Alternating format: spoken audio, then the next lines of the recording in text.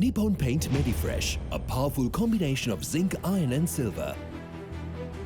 දිවයිනේ අද දිනේ කාලගුණික තත්ත්වය ගත්තම තවදුරටත් මේ නීති දිග මෝසමේ සක්‍රිය තත්ත්වයේ තියෙනවා. දිවයිනේ නීති දිග කොටස විශේෂයෙන්ම බස්නාහිර, සබරගමු, දකුණු, මධ්‍යම, වයිඹ වගේ පළාත්වල තවදුරටත් තනින් තන වැසි තත්ත්වයන් නිර්මාණය වෙනවා. හැබැයි තරමක තදවැසි අපි අපේක්ෂා කරනවා බස්නාහිරයි, සබරගමුයි, නුවරඑළිය වගේ දිස්ත්‍රික්කවල සමහර ස්ථානවලට මිලිමීටර් 50 75 අතර මට්ටමේ වර්ෂාපතන ලැබීමේ හැකියාවකුත් තියෙනවා. දිවයිනේ සෙසු පළාත්වලත් විශේෂයෙන්ම ඌව අම්පාර මඩකලපුව වගේ දිස්ත්‍රික්කවල සන්ධ්‍යා කාලේ හෝ රාත්‍රී කාලේ සිහින් වැස්සුවල්පයන් ඇති වෙන්න පුළුවන්. අනෙකුත් පළාත්වල යහපත් කාලගුණික තත්ත්වයක් තමයි පවතින්නේ. කෙසේ නමුත් මේ දිවයින හරහා තියෙන සුළං තත්ත්වය ගත්තොත් ප්‍රධාන වශයෙන්ම නීති දිශාවෙන් හමන්නේ මේ සුළඟේ වේගය නම් වැඩි තත්ත්වයක් තියෙනවා. මේක වැඩි හරියක් බලාපොරොත්තු වෙන්න පුළුවන් මධ්‍යම කඳුකරයට සමස්තයක් ලෙස දිවයින හරහාම තියෙනවා මේ සුළං වේගය පැයට කිලෝමීටර් 50 60 දක්වා ඉහළ යෑමේ තත්ත්වයන් තියෙනවා. අනෙක් කාරණේ තමයි කංකසන්තුරේ ඉඳන් උත්තලම හරහා පොතුවිල් දක්වාම තියෙන වෙරළබඩ තීරයට ඔබ්බෙන් තියෙන